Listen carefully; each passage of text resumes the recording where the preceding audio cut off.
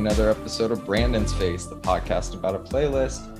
I am one half of your hosting duo. My name is Jonathan Beardsley, and as always, I'm joined by my beach boy, my bitch babe, Brandon May. How you doing, buddy? Apparently bitchy and beachy. I love it. Before we get into it, the usual, if you're listening on YouTube, please like and subscribe. You can find us on Spotify, find us on Instagram at Brandon's Face Pod, and you can also find us on our own website now at brandonsface.com. Is that all of it? Did I miss anything? I think that's it. God I think damn, that's I'm it. good. I am fucking good. You're on it tonight, John. Yes. Okay. It was that extra shot of espresso. I needed it. Don't we all? All right. Don't we fucking all? All right, buddy, let's get into this. So, all right, let's kick it off with this new one from Drugs, Satellites in Motion. Man, I was not expecting a new song from them. Were you? No, I was not. We just had the one, I think it was last week or the week before, but I wasn't expecting one so soon. Yeah. Like, I figured that would be kind of a one-off, you know? I wasn't sure if that would be an indication of a new album, but that's exactly what we're getting. Their album, confusingly titled Destroy Rebuild, comes out June 17. It's confusing because their first album is titled Drugs, like the acronym for the band. So are they the first band in history to have two self-titled albums? They're the Drugs Doctor. It's the DRUGS-DR. Oh my God. I love it, man. The song is really good. Craig Owens sounds fucking incredible as always. Man, he sounds so good on this one. Dude, he sounds better than ever, honestly. This is an absolute banger, bro. It's fantastic. And do you know a band called Secret and Whisper? Do you remember them? No, for some reason I do not, sir. They were kind of an obscure band. They only had about 2 albums, if I remember right, but they were very Seosin adjacent, and the song reminded me a lot of that. I'm going to throw a song of theirs on next week. Do it.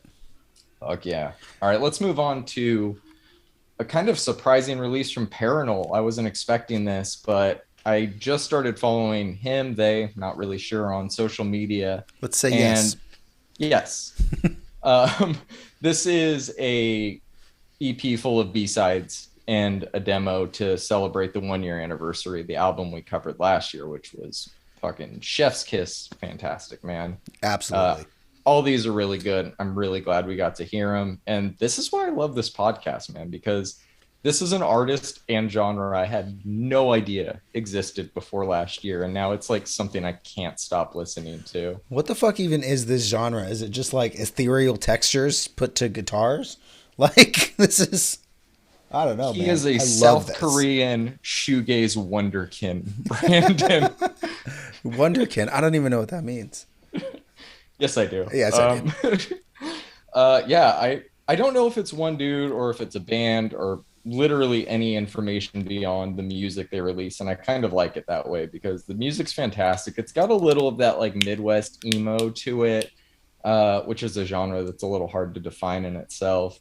But I thought all these were good. Soft Brews probably should have been on the album. That song fucking bangs. I loved it. It's a really good one, man. I really enjoyed this one, and yeah, I really actually like. So I listened to the White Ceiling demo, and then went back to White Ceiling. I think I might even prefer the demo with all that rawness.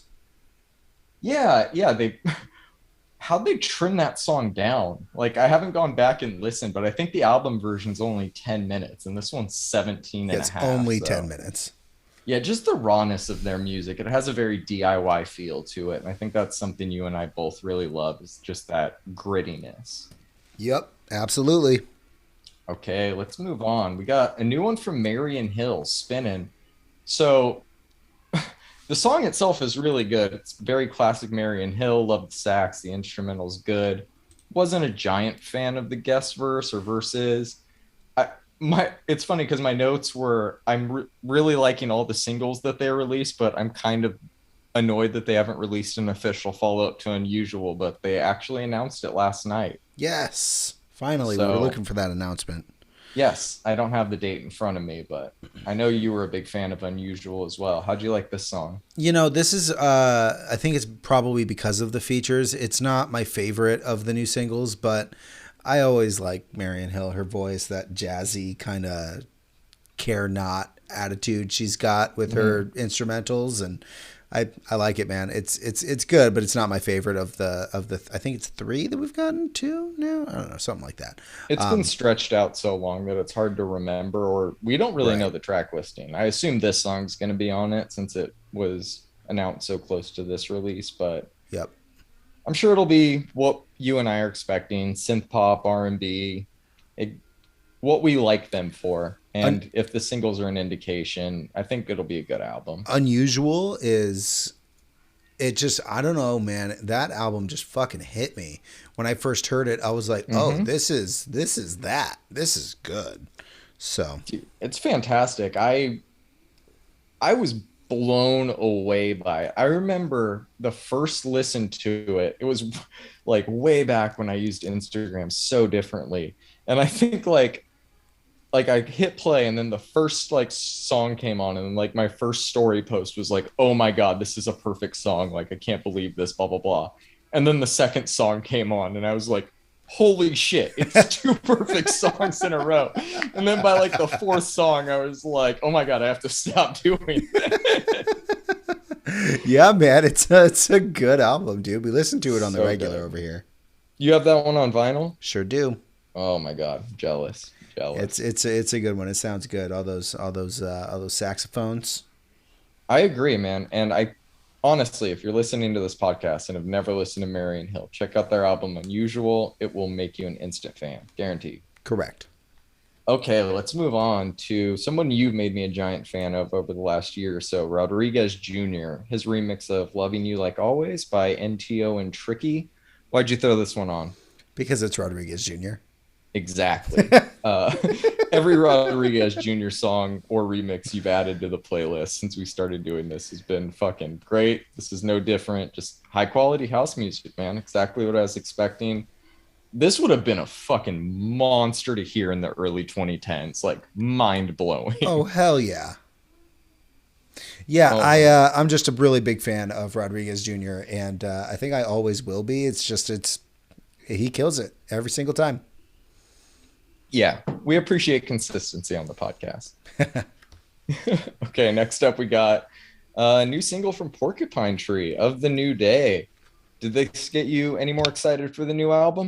So I actually like that they released this.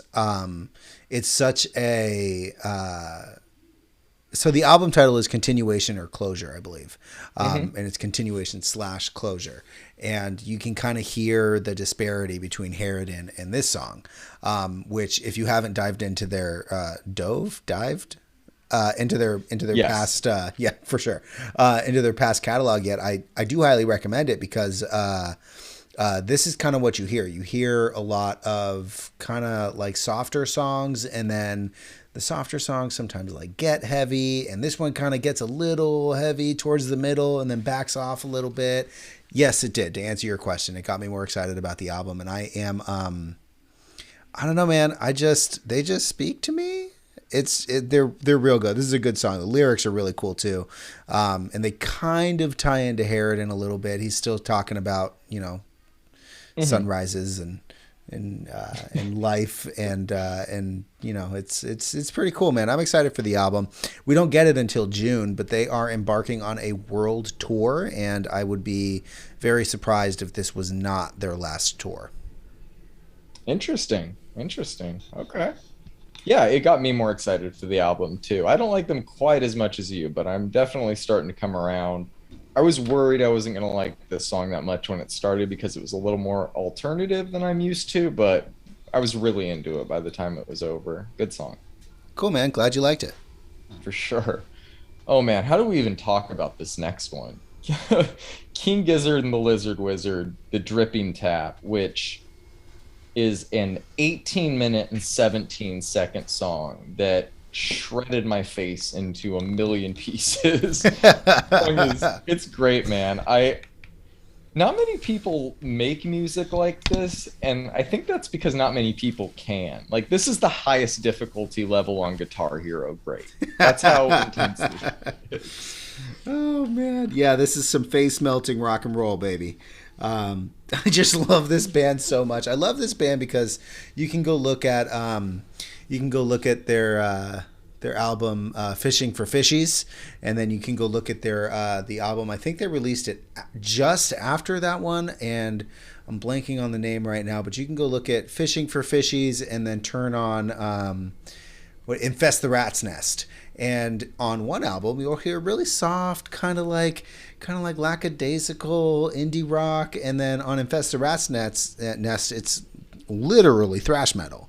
And this band Yeah. just does such a good job of not towing any lines. And like you said earlier, we like consistency on the podcast. I love how inconsistent this band is. You literally never know what you're going to get. They channeled their inner Grateful Dead crossed with like early Metallica crossed with Dinosaur Jr. on this song, and I am 1000% here for it. I think this is actually how they play live. I would be very surprised if you heard any studio versions live. I haven't seen them, but I have caught some phone videos of theirs on YouTube, and yeah, man, it is. I have a feeling it's very much like this, and I also kind of have a feeling that they barely wrote this one, and we're just like, you guys want to just play? Yeah, hey, record, and just kind of went for it, How long do you think the album's gonna be? Let's hope it's 3 hours. Okay, that's what I'm aiming for too. What is that? Like 10 vinyls? Okay, let's move on. Florence and the Machine, Heaven is Here. So, my review of this song is my review of every Florence and the Machine song. Her voice sounds good. I'm just not a big fan of the music. Okay, that's fair. I I haven't I haven't like explored. I'm not like a huge fan of Florence and the Machine, but I have seen her in the band live, and it blew me away live. And we've thrown on her MTV Unplugged from 2012, and we've also listened to just kind of throwing her music on shuffle. And every single time I put it on, I really enjoy it. And maybe it's just because I'm in the mood or something, but like you said, her voice is absolutely fantastic. And while I like this song better than I liked the last one, it's all right. Maybe it has to grow on me. I only listened to it, I think, twice this week because there's a lot of fantastic music this week, and Yeah. it was just completely overshadowed. This song was just completely overshadowed by everything else that we had this month. So, or Yeah, week. she released a another single too called My Love, but I figure we'll just review the album at this point when it comes out. Yeah, there's no need to watch the third Red Band trailer of Captain America. Yeah. No. No, thank you. Okay, let's move on to new one from the Black Keys, Wild Child. If I remember right, you hated Delta Cream or strongly disliked it. Now, Is that now, correct? now. I loved the music. I just hated how none of the lyrics made any sense. They were all just nonsensical lyrics, and it kind of just turned me off. Because I think it's Rock This. Is that it? Rock You? The album they put out before Yeah, was you're talking great. about the like iconic album. No, that's El Camino. That one's fucking great Oh, too. okay, okay, sorry. But I really liked this song, and I never stopped following them. And kind of this song is kind of why. Interesting. Um, I thought it was really good. I liked Delta Cream, so it's like I I know. feel like unsure of myself. I don't know what a good Black Keys song versus a bad Black Keys song is because it all just sounds like Black Keys to me, which is pretty good. This is the first single off their new album, Dropout Boogie, which comes out May 13th. That's exciting, and that's kind of soon. Yeah, that's actually About two the months. yeah. That's the same release date for Florence and the Machine. So Fantastic. We'll that'll throw that. be We'll throw that on the release radar, the release calendar. yeah, that's a hell of a day. I'm really looking forward to that one. I'm just kidding. That album actually has potential. Okay, let's move on to these fucking remixes from Bob Moses you threw on here. You told me a little about these last week, or that you were going to.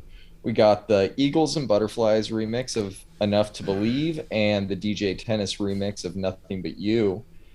I could definitely see why you wanted to show me these so badly because both are incredible.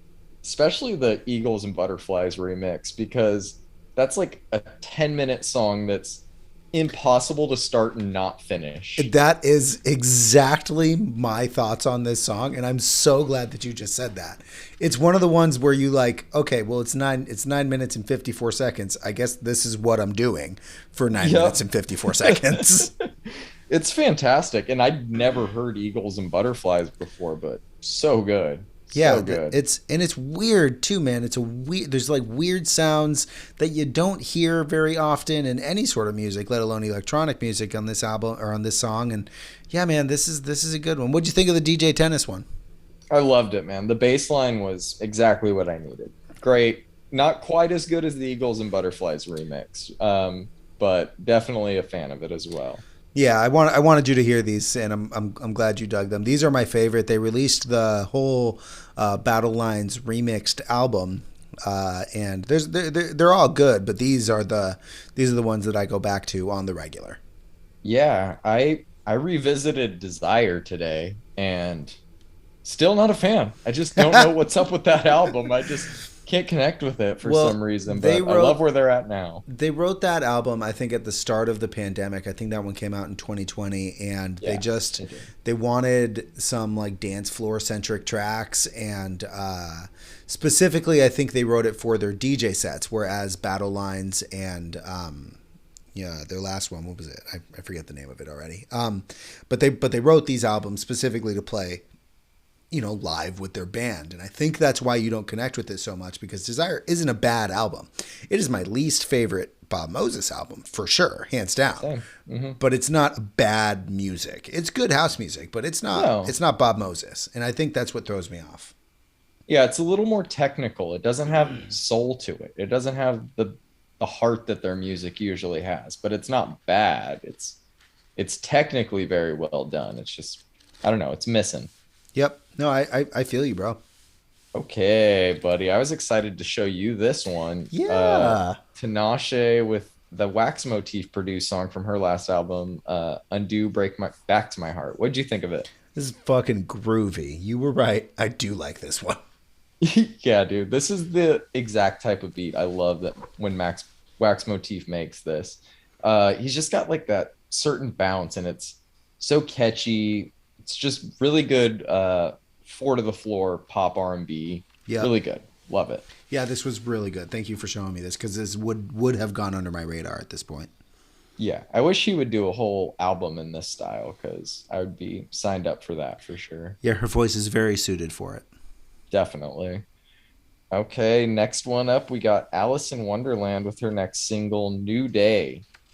Uh, it's sounds like we're not the only ones listening to Marty Robbins lately, man. I hear a lot of Western influence in this song, even though it's EDM and it's a banger, but it's not my favorite of the new batch she's released, but it's still very good. It honestly feels a little safe. I loved it, but it just feels safe. I don't like it as much as everything else she's put out lately. So, I agree. She hasn't announced a date yet, but her new album is going to be called Loner, and she posted the album art for it on her Instagram. So check that out if you're a fan. sick. Okay. So we talked about this group a little bit at the end of last show. It's the new project from Dead Mouse and Cascade titled K5. They are just two of the greatest house producers and live DJs of all time, reuniting after more than a decade apart. And I think this is just what the music world needed right now. It lives up to the hype, in my opinion. We'll find out about you shortly. It's simple, but it's great. It instantly feels nostalgic, which I think is exactly what they were going for with it. I I love it, man. I can't wait to hear what song they drop next. Did you like this? This is exactly what I wanted.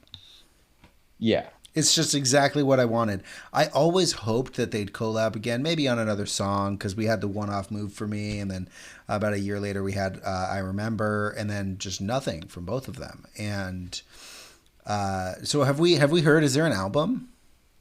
I think it's all in the works. Yeah, they're posting not really. They're posting a lot. They're not being cryptic, but it's just like we're in the studio, we're working, we're definitely going to get some more songs, and I think that this is leading to an EP at the very least. But yeah, it looks like we're gonna get an album. Well, so I'm like apprehensive to be excited about the future because I want to be. A KX5 indicates that there is a, at the very least, like some sort of long term project or some sort of commitment that Yes. they've made to each other. Or, in fact, I didn't even look. Is this released on Mousetrap? This is released on Mousetrap. So Yeah. that means that KX5 is signed to Mousetrap. So, interesting. Well, I really enjoyed this. I really like what you said, which was it instantly feels nostalgic. And that is exactly what I was thinking. It is. It's everything I wanted. Thanks, guys. Yeah, the I love the meme that they shared, the Ratatouille one Yep. of listening to I Remember and then hearing this. They knew what they were doing. Yep, they sure do. They Uh I think it comes natural to them though. I think that they just have a natural chemistry in the studio and it cuz you can very clearly hear the Dead Mouse synths with the Cascade percussion and I think it just works so well together. yeah, they've been posting a lot of the footage. It's literally just them sitting side by side, passing the laptop back and forth. Oh, that's incredible. Yeah, like that's how this is being made. It's fucking awesome, dude. That's incredible. Love it, man. Can't wait for more. We will be posting that instantly. Okay, next one up, we got Omar Apollo with his new one, Killing Me. This is why I keep adding songs of his. I hope you can see that now Oh, I because I do. feel like all of his last few singles have been just duds or at least just not memorable. And this is fucking great. The melodies are incredible. Easily one of the best vocal performances I've heard from him in a couple years. It took a while to get excited for the new album, but I'm getting there. How'd you feel? I have always maintained that Spanish is one of the most beautiful languages that exists. And I fucking loved this song. This was really good, man. I enjoyed it.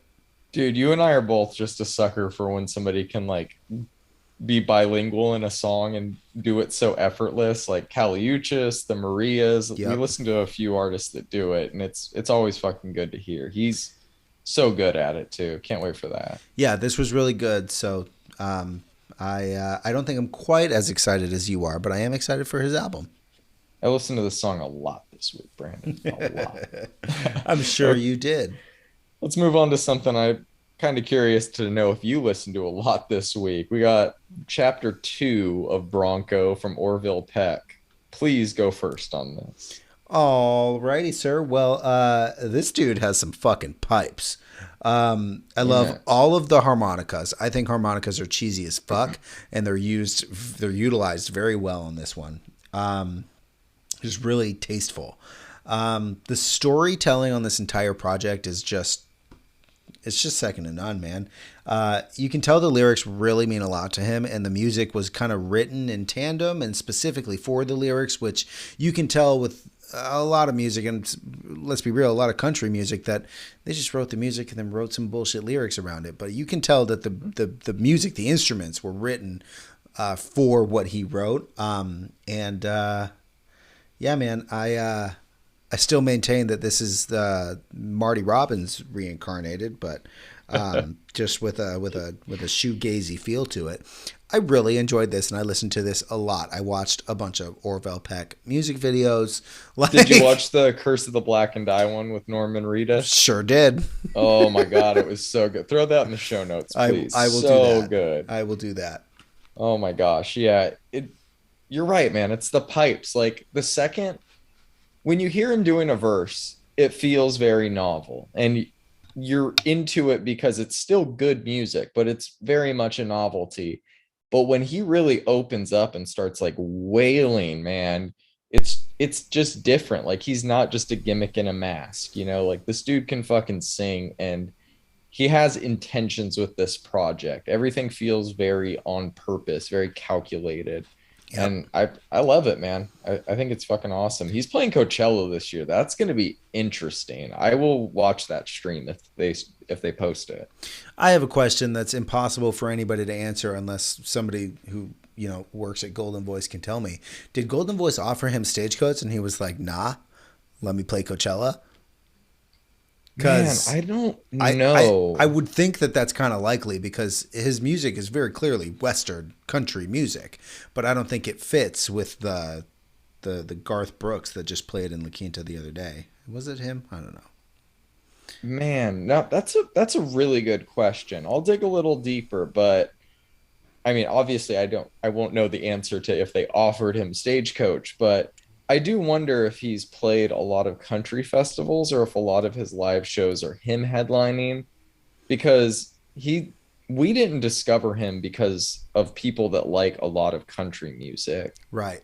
We see him in on the blogs we read and friends we have who are not in that world. So he's crossed over in a weird way. And I think that although it's niche, he's catering to that fan base and it's growing rapidly. Yeah, this was incredible.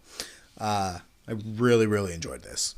One more question on this. How do Yeah. you like it when people release albums in chapters like this? Because I imagine we're gonna get chapter three, maybe four, and that's gonna be then the whole album, and it'll just be these songs. Do you like getting them So four I at a time? so I think it depends. I think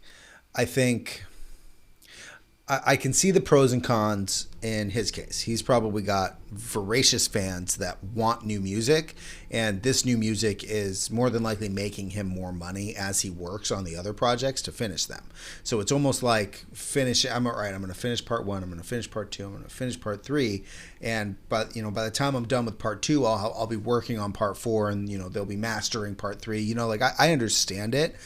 I would prefer if they're all the same kind of style of music to just be released as one piece of art.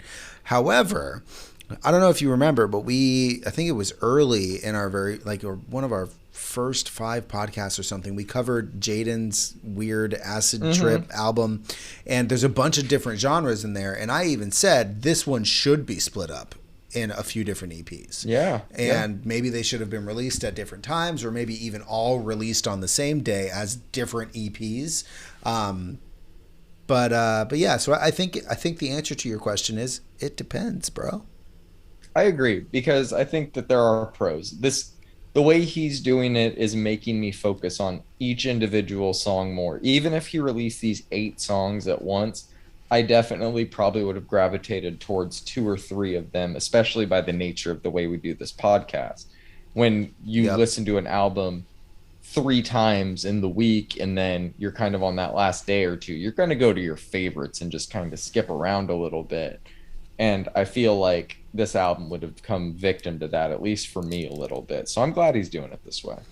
Yeah, I think it feels natural for him, and I think that he's fucking killing it. So he's doing something right. I agree. Fucking top notch, man. He's making us fans of country, which is scary. Okay, let's move on to a huge fucking surprise. A new song from Movements, Barbed Wire Body. I had no idea this was coming. They didn't post anything about this on social media before its release. And I was worried it was going to be another one of those weird fucking Spotify error things that we keep having happen. Right? Thankfully, it was not. And I'm not sure if this is going to be part of an album or if it's just a one off, but I'm just enjoying it for what it is. What'd you think? Uh, I think that the new emo wave is. Here's what I think. I think that a year ago, people started realizing, oh shit, I think emo is coming back. And bands like Movement and Drugs are like, should we release new music? And finally, we're getting some of those releases that they probably realized people were starting to do. I love the fact that we get bands like Drugs and Movements because the new wave of emo isn't what I remember. It's not. It's not very seen. It's just. Mm-hmm.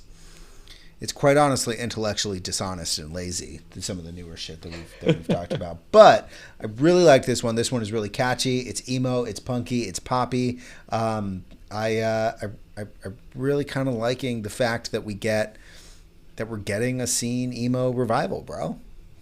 Me too. I'll agree with you on the Drugs. I don't know about Movements. They started in like 16, 17, and I think them releasing an album in 20 that's a fair timeline for a band Okay. that's starting and growing. But what's weird, and I think why you're thinking the same way I was at first, is it feels like this is all close together. Like it feels like they kind of recently released a new album and now they're quickly following it up.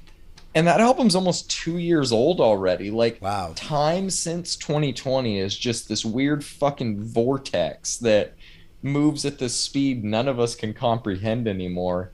And I also think the two B-sides that they released last year kind of made it seem like they were more active than they've been. But Yeah. really, they have two full-length albums, and that's it. So Well, they have an EP before that too. well, I am just happy to get new music from him because I like this one. Did you like it? Oh yeah, I fucking loved it, dude. I This knew you was did. I good. didn't have to ask, but I was a big fan of their last album, but I could there was a seriousness about it that like wasn't my favorite. I mean they've always had that. Like they're very Law Dispute in the way that they approach their songwriting, not quite as like sad, but definitely as introspective at times. And I expect them to veer in those directions from time to time. But this just felt like they were having fun. Like this felt yeah. more punky to me, and that's what I loved about it. Yeah, I like this one. It was good. Me too. Let's move on to another one that I really liked. Drezzo and Dread MC Villain. Are you still following Drezzo? Because I haven't seen his name in forever. How did you find this? I am still following Drezzo, and I have not added anything to the playlist because honestly, he's been. It used to be hit or miss, and now it's mostly miss for me. But I threw this one on out of curiosity, and whoa, boy, I am very happy I did because this fucking bangs. Interesting. I didn't know that he's been kind of inconsistent. I haven't, like I said, I haven't seen his name in years, so I was pretty happy when you threw this on, and I was had no idea what to expect because certain producers take the weirdest left turns at points in their career and never look back. Uh, who's Well, the guy that did the to be clear, he hasn't been as active as he used to be. But I mean, we got a song in 2020 and we got a song in 2019, and both of them I'm just kind of meh on. But this one just really fucking hit. So I agree. This is a really good track. Dread MC brought perfect vocals to match the energy of the instrumental, and the drums in this track are just fucking phenomenal. absolutely, absolutely awesome. But it's bugging me. Who's the guy that did Harlem Shake, that song? Bauer. Dude, I remember listening to that guy like 2 years after that, and it's like ethereal, ambient, weird stuff. Like, and it's Yeah, like nope. nothing but that now. Yep. Very odd change. I Yep. respect it. Just weird. Bauer has never really been my thing, but he's like headlined EDM festivals and he played Coachella a number of times even after Harlem Shake, and you could tell like you could even like see the look on his face because I watched his live stream and it wasn't for me, but he closed I think with Harlem Shake, and look on his face was like I really have to play this song Oh like yeah. I mean, every artist gets to yeah. that point with this. That song was a meme too. Like, dude, watch Brendan Urie from Panic during I Write Sins. Like he does not like he just like jokes around the entire fucking song. He doesn't even sing a word pretty much anymore. Like you don't have to. Yeah, that's kind of Honestly. amazing though, right? Like Yeah, I agree, man. yeah, I dig that. I'm more of a if we're talking about Panic, I'm more of a what's the song? I'm looking at it here. Lion is the most fun. It's the one. It must be Lying is the most fun. Yep, that's the one. Yeah, I'm more of a that song than I Write Sin song fan, anyways. Literally them doing a reunion tour of A Fever You Can't Sweat Out is up there with Daft Punk in terms of like live things I would just drop everything immediately for. That album is so fucking incredible. When's the last time you listened to it? Earlier this year. Dude, there's never been another album in the history of music that sounds like that. And there Nope. never will be again. Nope, it was a Ever. one-off, beautiful piece of art. Anthony, who did our music for this show, he went to one of their first tour shows where they actually, have you ever seen footage from their first tour? I have not, Where but they have, I have seen footage of homeboy Brandon swinging around on a fucking piano over the crowd. I think on okay, one of their so more that's recent that's tours. newer. Yeah, yeah, that's like Bohemian Rhapsody cover, but their first tour, Ryan Ross, Panic at the Disco, they have like the fucking Moulin Rouge windmill set up, this whole elaborate stage So that cool. is insane. Yeah, and they had like dancers, costume changes, makeup. I can't remember if there was pyro or not, but it was fucking insane. And they only did it for like one tour. That set has to be in a warehouse somewhere. I would die if they just dusted it off one day. Imagine like they donated some of it to Goodwill or something, and like somebody has this random piece of amazing music history. Dude, oh my Like, God. On one of our first emo history ones, we need to talk about Cricket and Clover. I don't know if you're familiar with that story, but we'll get into it. we will get Uh, into that. let's tease that for later. Okay, moving on. We got a new EP from Rain and Jejotronic. My man, I know you're digging this one. Oh man, Jejotronic just fucking speaks to me, man. I cannot find a release of his I dislike, and I am just forever sad that I didn't get to see him. Dude, we've seen Boys Noise so many times, and he's never fucking opened for him at any of the shows we've been to. It's not fair. It's not fair. Well, the one time I had literal tickets to see him, he decided to get arrested and wasn't allowed into the States. So Okay, but that's badass. yeah, that's pretty badass. But yeah, man, I really fucking liked this. I had never heard of Rain, but I'm a fan apparently. This is everything I love about Jejo. But I'm gonna go into Rain's other releases.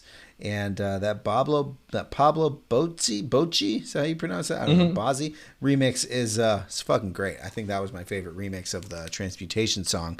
But both of these songs, the original mixes, are really, really fucking good, man. This is great. Dude, so this is a Boys Noise Records release, by the way, people, and Jesus Christ, is it a great one? Maybe the best one in like non-Boys Noise in a while. I really, really like both of these songs, and the remixes are good too.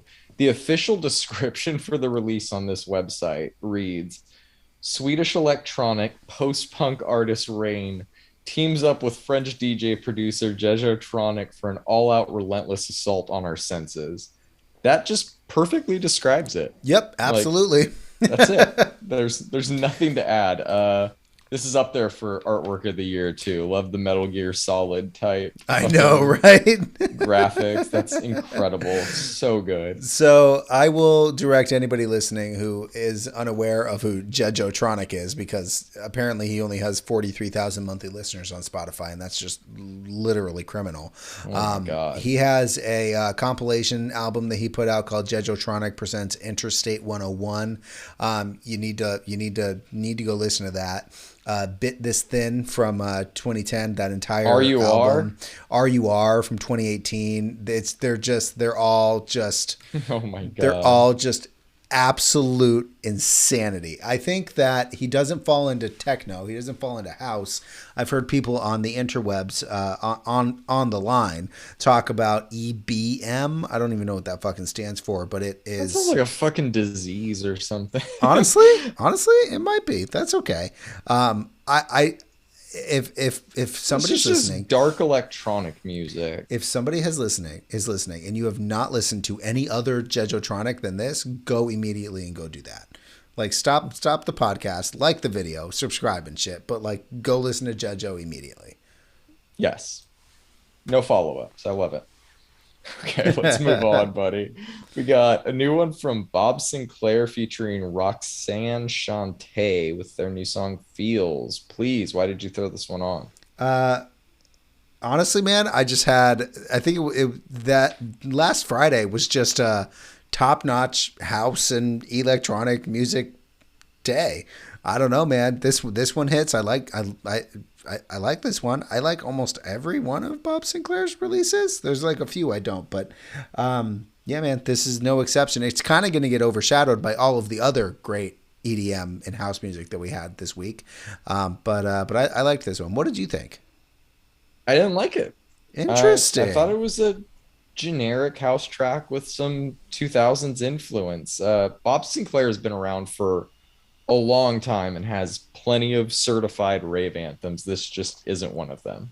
Super duper fair. Yeah, he's an old head. Yeah, he's a legend. Doesn't need my opinion to succeed or not. So doesn't matter. Yep. Love his music though. Okay, next up we got a new one from Sunburn featuring Discreet and Two Door. The song is called When We're Awake. I thought this one was okay. There's nothing bad about it. The bass was crisp. It's just not very exciting or one that really left me wanting more or thinking about it. You know what's funny, man, is that both of these two releases, Bob Sinclair and Jejotronic, or I'm sorry, and Sunburn, were right after we listened to a Jejotronic release. And so by the time I got through this song, after listening to it this playlist front to back, we had fucking Drezzo and Jejotronic, and then we had Bob Sinclair and Sunburn. And I honestly think that if Bob Sinclair had come out on a different day and Sunburn had come out on a different day, we'd both be talking about how fucking awesome these songs are. But the reality is that we had fatigue by how amazing all of the 6 songs before these were. This is a good song, but it pales in comparison to fucking Jejo and K+5, you know? Like, That's exactly it. You're 1,000% correct. I will concede that. Yeah, it's just yeah. It's when you're being comparative with music, which is kind of the way it happens when you listen to it back to back to back like this. It's the nature of the beast, but for sure. that's why only the greatest songs make it like into your brain, especially at the amount of songs we listen to a day. A song has to be like really, really good for us to hit replay on it or for us to go back to it multiple times when we have so much other shit to listen to at this point. Yep. But I agree. Maybe on a different week, I'll revisit this playlist. Sometimes I go back to our older ones and look at what we've listened to over the years. It's fun. Yeah, man. All right. Next up, we got a new one from Toby Lou featuring T-Pain, 2+ Hours.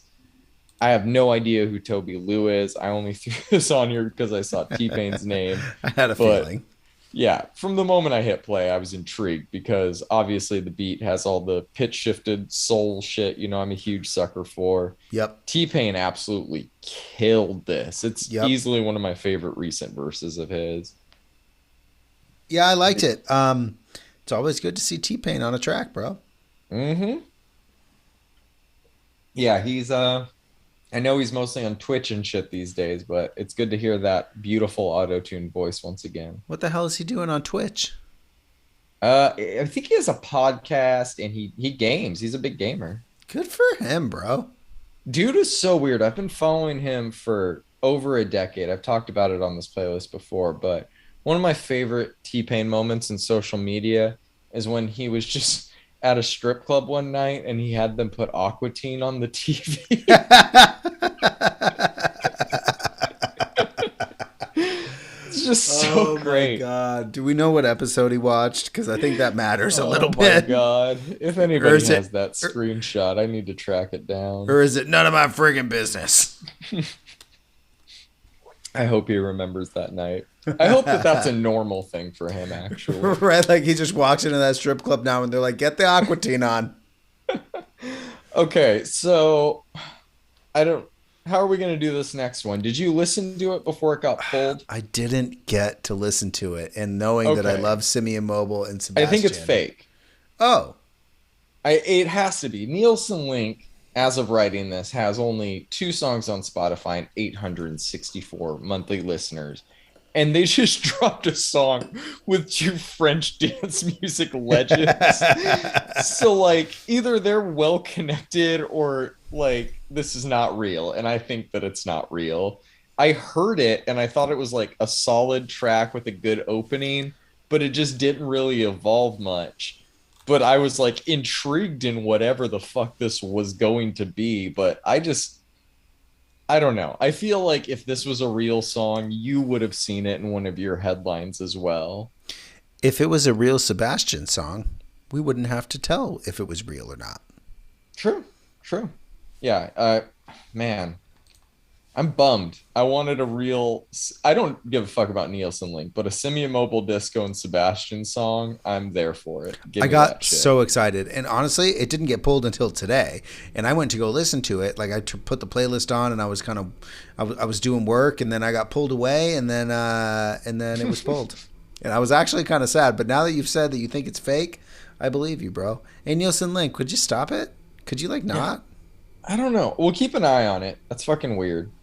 So let's finish out the singles here. We got one from H, who I think maybe had an interlude on. Oh no, he's on the Stormzy album that you haven't heard yet. That's why. Got it. This is a new song featuring or sampling Ashanti, should say, Yeah, I called was just gonna Baby. say I don't think that's a feature, bro. I think it's a sample. No, it is not. But the energy from this instrumental could power a fucking rocket ship, man. I swear to God, this is I love the chop and screw of this sample. And at first I was really bummed that there's not an Ashanti verse on this song, but the beat's really good. And I think that's why I keep listening to it.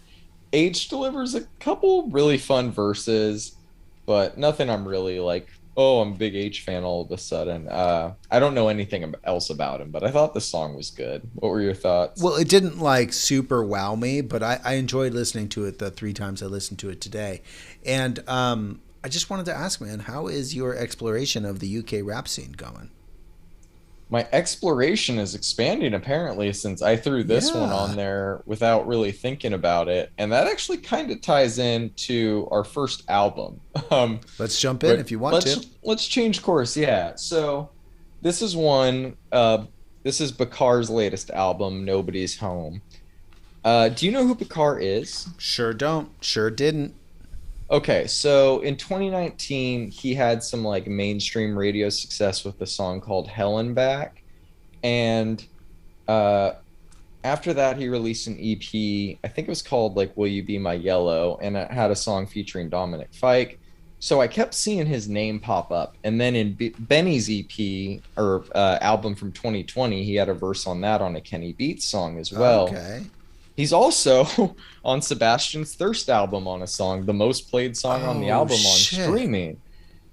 So like I feel like this guy's been in our orbit for a while, but we've never really focused on his music. And I'm really glad I threw this one on because Jesus, like I I'm kind of blown away by it in a way. It's not I don't know, man. I think I'm sure you quickly realized how hard his music is to define. Like Yeah, hold on. Stop right there.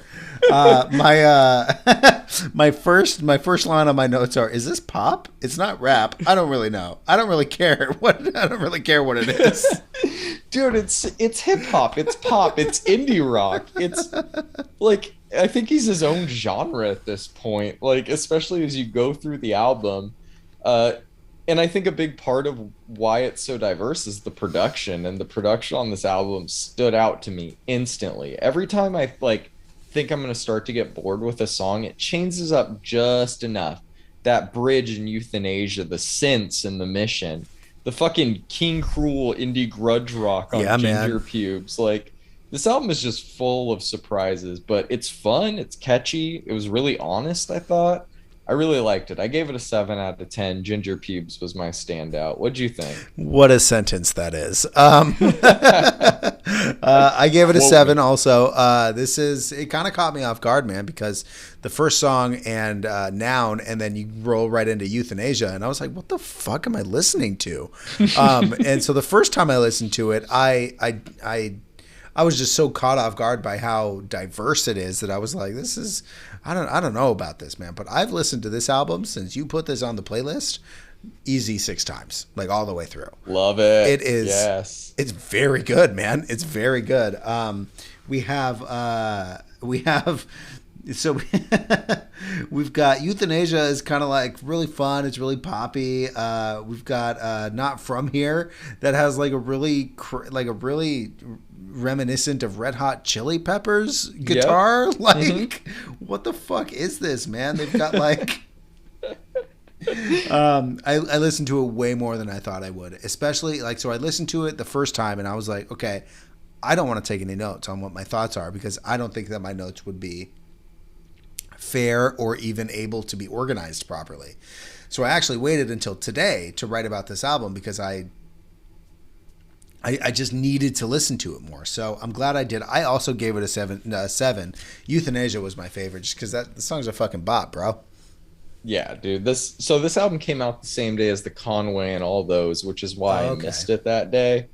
And I was like, Bakar released an album, and I hit play on Noun, and I was like, okay, this is good. And then yeah, by like the time I was halfway through, I was like, I don't know what I'm listening to, but I think the only thing that matters is that I like it. Right. Right. And it's really fucking cool. Last note on this one before we move on, he had Virgil Abloh design a CD, limited edition CD version of this album before he passed. And it was like one of the last things I think he was working on. And that Wow. thing is actually still for sale on Bakar's website. It's like 25 euros. It's pretty fucking sick too. That's neat, man. Yeah, people Um, really don't give a shit about CDs anymore, I I guess. love CDs. I just bought a Houston Calls CDs. So Oh my God. You want to get into Bob and Bonnie or Exit Emergency right now? Because we can do that, friend. oh man, well I'm gonna get into it in the car tomorrow. So For those of you who don't know, him knowing who Houston Calls is a big reason we're friends. if somebody's listening knows who Houston Calls is and isn't one of my close friends, I will be very surprised. Somebody prove me wrong. All right, man. Let's move on. We got a new one from Lucky Day. This one finally dropped. We've checked out a few singles to it over the years, and Candy Drip is the name of the album. This is one of the most creative R&B albums we've gotten in terms of like the sonic approach to it since I don't know, Channel Orange. It's really ambitious. This is like this album feels like napping in a hammock on the beach with like a breeze blowing by. It's just hard not to feel good while listening to his music, I think. Do you agree? Um, kind of, not really. I Do you We'll want me get to get into into your it? notes. Okay, No, no, no, because no. I just wanted a yes or no on that, but your answer gave me all I needed. Um, so remember when last time we talked about this album, I was like, I'm sure I'm gonna love it. You're gonna hate it. So fully anticipating you not loving this one, but I thought you would at least feel good while listening to it. But we'll get into your notes shortly. I just think that his debut album showed how good he was vocally and how much potential he had. And I think all of that's expanded upon here. It's his melodies are good, his harmonies are good, his ad libs, they're all top notch in my opinion. He just has like this unwavering confidence in his voice now that comes across so clearly from the first real song to the last. And he's really gotten better at structuring an album since his debut because I think this one flows together from song to song beautifully. The transitions between almost every song is really seamless. I'm a big fan of that. I'm still processing this one, so I can already tell you we'll most likely be talking about this one down the line sometime, but hard to pick a favorite off the top. Either feels like, guess, or over, or my early favorites. And I gave this one an 8 out of 10. How much did you hate this, Brandon? I didn't hate it. You hated it. But so here's the deal. Lucky Day has always kind of rubbed me the wrong way, and I don't think I was able to articulate it on the singles that we got because I didn't know what it was until I had this whole piece of art in front of me. And while I will tell you that I didn't not enjoy this album. Here's what I don't like. I think that he is a person that has a penchant for R&B and is really good at it, but really just wanted to be a rapper. And I think he has to just kind of pick a lane, bro. I think that there's moments where he'll like bust out some bars and then he'll go back to singing and it like doesn't work. Maybe in the way that he was, maybe just for me it doesn't work because I'm sure clearly it worked for you, No, but I agree with you in the fact that a lot of modern R&B artists are way too eager to prove that they can rap in any capacity and take every opportunity to do so. And I'm not a fan of it. I just can't get into it as much as some of the other R&B you've showed me, man. Um, this is I gave it 3 full listens, and I Fair? just it's not my jam, man. I gave it a 5. That's fair, man. It's a What I good was hoping for. album, but it's not anything close to what my lane of R&B is, I guess. I was hoping Smino would like get you in a high and it would just carry you through the rest of the album without you knowing it. But that's fair, man. I respect your opinion and you made some really good points. You know how they put quotes on albums for accolades? They should put, I did not enjoy this album, Brandon May. That's just fantastic. That's a quote for the ages, buddy. I did not enjoy this album. You heard it here. Somebody fight me. Okay, let's move on, buddy. We got Benny the Butcher. He finally released Tana Talk 4. You want to talk about this one? Yeah, man. I don't think this guy has any other lane other than go fucking as hard as I can at all times. Mm-hmm. This whole album is fucking fantastic, man. The beats are insane. All the Alchemist produced songs are fucking awesome. The bars are exactly what I would expect, and then some. I mean, John P's Caddy, like we heard on the single, was fucking incredible. We got 10 more crack commandments, which you were correct. It's just Diddy talking. It's not a verse. Oh, did the Diddy verse live up to But yeah, man, this is very good. This man is really killing the rap game right now, and I think that it's I think I'm gonna get fatigued every time he releases an album, because isn't this his second this year? No. Oh no, that's right. It's his first one because he released two. He released The Plugs I Met 2 and Pyrex Picasso last year.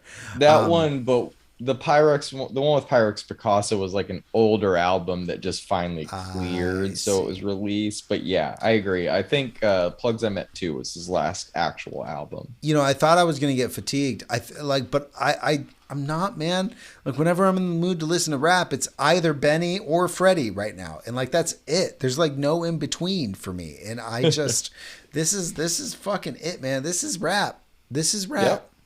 I gave it a 9, bro. Super Plug is obviously the best song on this album. So interesting take. Okay, it's not the Diddy verse. It definitely is not the Diddy verse. I can't believe you text me. Do you think Diddy's going to do a verse? Diddy does not do verses. Diddy talking is a Diddy verse. It's not, though. Also, best South Park quote. Damn it, what didn't Diddy do? Love it so much. Oh, man. Before I get into my album review, on the second song, there's a guy called Stove God Cooks, and somebody on Twitter, there was a conversation about how like recognizable artists are now, like to most people, and how like we're all fans of these obscure artists, and somebody's like, my favorite rapper is Stove God Cooks, and I'm pretty sure he could walk into my house and eat a bowl of cereal and my wife would have no idea who that man is. It just cracks me up every time I see his name. Oh, okay. Compose myself to actually get into this album. Okay. It's like hard to articulate a review for this album for me for some reason. Are you not a crack dealer? You can't like resonate with this? I'm not a crack dealer, but that's not why. It's because it's really good and it lives up to all the expectations that you would have for a Benny album. This fucking Griselda run has just been insane. It's so good and so frequent that it's like feeling like a blur at this point. And I think that that's a good thing, because I feel like the best eras in music feel like that in retrospect or hindsight. And this is the best run by any hip hop crew since TDE in the early 2010s. It's not really debatable. Maybe Dreamville at one point could be argued, I was going to say Dreamville's got to be in that conversation somewhere, but their space and their releases out, and these guys are just working nonstop. It feels like these guys are in the studio every day, sun up to sundown, which I imagine a lot of the Dreamville guys are as well, but they're not releasing it at the same rate. But it's like not just every release, like every bar feels like it carries weight, man. This whole album is a just top tier street rap. Like we reviewed Johnny P's Caddy, but hearing him and J. Cole on the same track at this moment in time, just every time I listen to it, hits me. I'm like, this is a fucking moment in hip hop history. Like, This is insane. Other standouts for me, Weekend and the Perrys, early standout. I think Benny and Boldy's styles complement each other really well on that. And the beat is fucking exquisite. At the time of writing my review, I think my favorite was Johnny P's Caddy, but the more I listen to it, it's Tyson versus Ali It's a, because the it's a great combination song. of, yeah, dude, the combination of basketball, pro wrestling, and boxing bars over keys like that is just, that's my poetry. Lower my casket into the ground to that. It's so fucking good. It's gonna be in my rotation all year. I have it as an 8 out of 10 right now, but I think you're right. It's a nine. It's a 9, bro. I have skipped no songs, so Him and Conway are pretty much neck and neck for album of the year in terms of rap, but there's they're, others not far behind. We got they're just Saba out killing it. there. It's a fucking good year, man. I am Yep. so happy. Jesus Christ, yeah. And it's funny because the Bakar album was really good. I thought the Lucky Day album was good. I'm sorry you did not. The Benny the Butcher album was really good. And now we're gonna move on to Rex Orange County. Who cares? This is a fucking crazy week, man. Apparently, I care. Like, yes, I think you and I both care quite a bit. Man, I would love to hear your thoughts on this since you are so new to the world of Rex Orange County. I'm really curious to hear how you received this album. John, thank you so much for making me listen to Rex Orange County because I had seen his name, I had seen people talk about him, and I just, for some reason, fucking ignored it. I can't fathom why. I But think that you thought he was a rapper because you saw his name on Flower Boy. yeah, I think it didn't like click for me, and oh my god, man! So I decided you threw on a few of his singles, I think a few weeks ago, and Mhm. I decided to stay other than those singles a Rex Orange County noob, and just let this piece of art speak for his music. And oh my god, is this a beautiful piece of art? The strings throughout this entire album are just they are just so well done. His voice is fucking awesome. The content is wholesome. It's performed immaculately. I mean, this is fucking great, man. His other projects are obviously now on my listen to next. I can't wait to explore them. The bass lines, the overall instrumentation on this entire album is just fantastic. It's fun, it's poppy, it's wholesome, it's just easy fucking listening, man. And I'm glad I stayed unspoiled with the "Open a Window" featuring Tyler the Creator because I think that it was my standout number one, but I think it really Yeah. kind of helped set the tone of the album. I think "Keep It Up" is the perfect intro, and then I think "Open a Window" is the exact right moment in this album where that song needs to be, and then just moving on, man. I mean, there's no skips on this. I gave it a 9.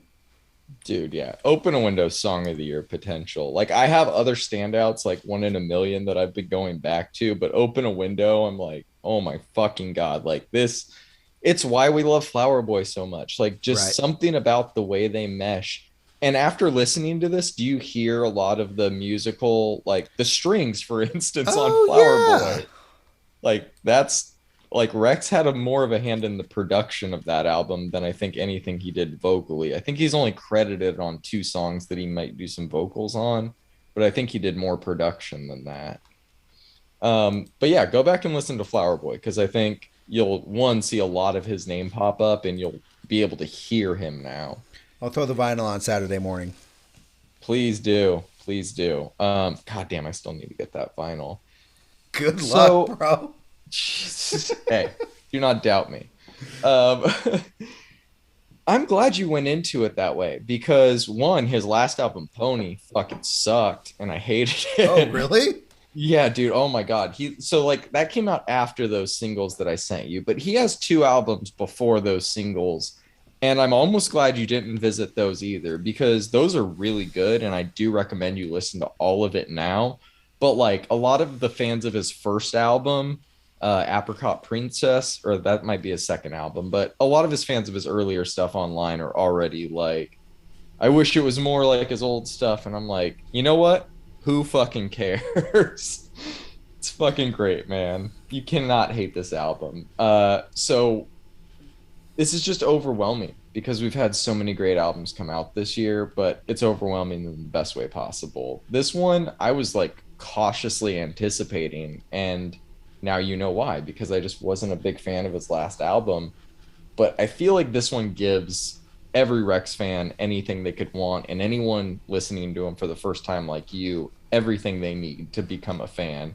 And it's, yeah, like the fucking first collaboration with him and Tyler since Flower Boy feels just like a moment in time right now. And it not only lives up to the hype, it's just, like I said, one of the best songs released so far this year. And you just nailed it, dude. The wholesomeness of his music. Like, he'll swear once in a while, but that's always something you can rely on. He has a fucking duet with Randy Newman, for God's sakes, man. Um, if you go down the singles, you'll find that. I think it's "You've Got a Friend in Me." He covered "You Got a Friend in Me" with Randy Newman. It's That pretty is fucking cool. amazing. Yeah, and now you see, like, it's like when you know "Between the Buried and Me" covered "Bicycle Race" by Queen. You're like, yeah, they could cover Queen. It's like, yeah, Rex Orange County can cover that. Like, Yep. you have the right to do a Randy Newman song. You've proven yourself. That's Um, funny. but yeah, I think all of the singles from this album are great. Some of the deep cuts are my favorites, though. "Worth It," "One in a Million," "Shoot Me Down," so fucking good. There's not a miss on this album, in my opinion. I think it's up there with Dawn FM and the Lychee EP in terms of the best pop releases we've gotten this year. This is a special album, man. I'm a big fan. 9 out of 10. Open Window's my favorite. Yep. But I do have one question for you before we move on. Let's go. Is he this generation's Jason Mraz? Oh, that's a good question. That's a good question. Probably. Dude, do you remember how big Jason Mraz was? He was huge, man. He was huge. Huge. The kids don't know about Jason Mraz. Only us old heads know about Jason Mraz. Oh, He's probably no. just riding his bike around San Diego in a fedora somewhere. Yeah. Yeah, man, he was huge. He was ubiquitous for sure. You could not go anywhere and not hear his music. Dude, "I'm Yours" was one of the biggest songs of that decade. It was huge. You could not fucking escape it. Yeah. But yeah, I feel like, especially with the wholesomeness and their approach to just lighthearted pop, but I don't know. I feel like there's a similarity there, but hopefully not. Let's move on. We got Atlas with his new album, "Carry It With You." So I'm going to go first here. Take it away. And maybe it's because I listened to this after an onslaught of incredible albums, but I had some difficulty getting into this one. It has its moments, but overall, I feel the same way about this one as I do about the Tin Liquor album. I realize it's good. I realize it's something I should really like, but for some reason, I just can't get into it. Like, there's moments on the album that definitely give me what I'm looking for, like "Waterbug," which you and I covered last week, and "Last Walk," "Rail Yards," all great songs. But for the most part, it just kind of fades into the background when I hit play on it. And maybe that's what it's supposed to do, but I like to feel a little more immersed in this type of music. I'm going to revisit it, but I gave it a 6 out of 10. "Waterbug" was my standout. I'm curious to know what you thought, though. All right. So I'm going to first tell you my thoughts on your thoughts because, number one, Please. you're wrong. You're allowed to be. But I think in 3 years, you're going to come back to both the Tin Liquor album and this album and be like, what the fuck was I talking about? Because quite honestly, John, this album is some of the best production I've heard in a long time with creativeness and ingenuity. And I kind of like, it's like he shows up to the back-to-back DJ battle with a piano and just destroys everything. I mean, "Waterbug" is just beautiful. This one fucking blew me away, man. This to me continued the 3-album run that we had on this podcast on this playlist of Benny, Rex, and then Atlas. To me, I mean that's how I feel. I think it's everything I expected from Atlas, but it still shows a massive amount of sonic growth. I listened to this about 7 times also. And I gave it a 9, bro. I couldn't pick a favorite. It was either "You're Gonna Miss It All" or "Rail Yards." "Rail Yards" is great. "Waterbug" was a close third, but I think that's going to stay in third. We can bond over "Rail Yards" for sure. I do agree that we had a great 3-album run, and it was Lucky Day, Benny, and Rex. Just Um, if you remember what I said when I praised Waterbug when it came out because it's a great song, I said I don't feel like he's released a great album yet. And I still feel like that, unfortunately. But maybe it's just me. Maybe he's not an artist I love on an album type way, and I just dig singles once in a while. But Well, that's I honestly don't that's know. really fair, bro. And I don't mean to sound harsh when I say you're wrong, even though you kind of are. But Oh no, I want I, you to be harsh. Please. I really feel like you're gonna in a few years, in 3 years, I'm gonna set it on my calendar right now. In 3 years, I'm gonna text you just the links to these two albums, the Tin Liquor album and this one, and I want you to just sit down with your wife, throw them on some nice speakers, and tell me you still feel the same way. Please do. Please set that reminder. I want you to do that. That's so funny. And I actually have a related story because my wife and I were watching a performance of Radiohead on SNL from like, I don't know, 20 years ago. And we're both just sitting there in fucking amazement at what they're doing. And she just looks at me and she's like, "Can you imagine arguing with me for 4 years that they're not the best band ever?" So trust me, Brandon, we're all allowed to be wrong from time to time, buddy. Oh man. Did you ever get around to OK Computer, by the way? I don't, no, I have not. It's on my listen to next, but I have to clean it up Save and it I for have the to next do. time we're together. We're going to drink a beer or 10 and we're going to listen to that. And it's All going to be right. a good time, buddy. All right. I think it will be. I know it will be. It definitely will It's be. it's always a good time when we end up hanging out with each other, even though you're how many miles away are you? 1,000? Something like that. Yes. I have no idea how many miles away I am, but I think it's what Vanessa Carlton say, 1,000,000 miles, something like that. Feels far. Okay, Jim. All right. Before we wrap up, this week we got Alan Raymond, Roadhouse 2. Yes. Woo! Charlie XCX, Crash, Yes. and The Smile, aka Radiohead, is releasing another song or something. So that should be fun. I already have some fun stuff to throw on for next week. Really looking forward to you listening to that. Do you have anything to add before we get out of here? No, man, I'm good. I think everybody listening needs to go listen to Jejotronic, and everybody also listening needs to help me remind John in 3 years to revisit this Atlas album. Should we spell Jejotronic for people? How would you Google that if you didn't know how to spell it? All right, DJEDJOTRONIC, Jejotronic. Tune in next Also, week as Brandon spells supercalifragilisticexpialidocious. anti disestablishmentarianism.